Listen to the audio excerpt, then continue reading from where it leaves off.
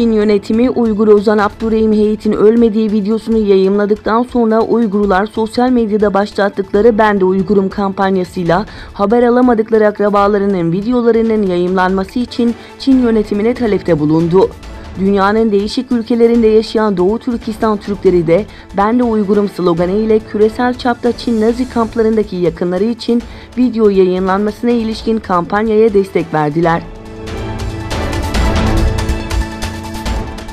Dünya Uygur Kongresi Başkanı Dolkun İsa, Amerika Birleşik Devletleri'nde bir dizi önemli görüşmeler gerçekleştirdi.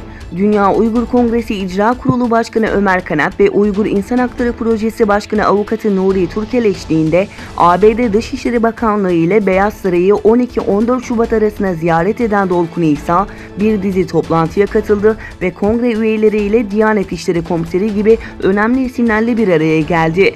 Ek olarak heyet Washington Post merkezini ziyaret etti ve son gelişmeler hakkında röportaj verdi. İYİ Parti Ankara Milletvekili Halil İbrahim Oral, Çin hükümeti tarafından tutuklanan, vefat ettiği açıklandıktan sonra Pekin hükümeti tarafından hayatta olduğuna dair video paylaşılan dünyaca ünlü halk ozanı Abdurrahim Heyit ile ilgili soru önergesi verdi. Önergede Dışişleri Bakanlığı'nın Heyit için bir girişimde bulunup bulunmayacağı soruldu.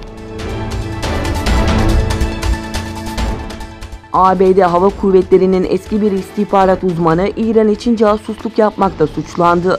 Amerikalı savcılar İran'a iltica eden Monica Elfrid hakkında Tahran hükümeti temsilcilerine eski iş arkadaşları hakkında araştırma ve gizli bilgiler aktarmaktan dolayı iddianame hazırlandığını belirtti. ABD yetkilileri Witt'in eylemlerini ulusal güvenlik, ordu ve Amerikan halkına ihanet olarak kınadılar.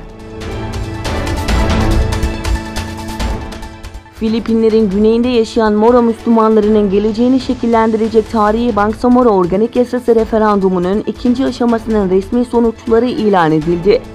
Referandum kapsamında oylamaya gidilen Kuzey Cotabada'daki köylerin hepsine yakını BARMM'e katılma yönünde oy kullandı. Böylece oylamanın yapıldığı 67 köyden 63'ü mevcut Müslüman Mindanao özerk bölgesindeki Isabela ve Basilan hariç Cotabato şehri ile BARMM'e dahil olacak.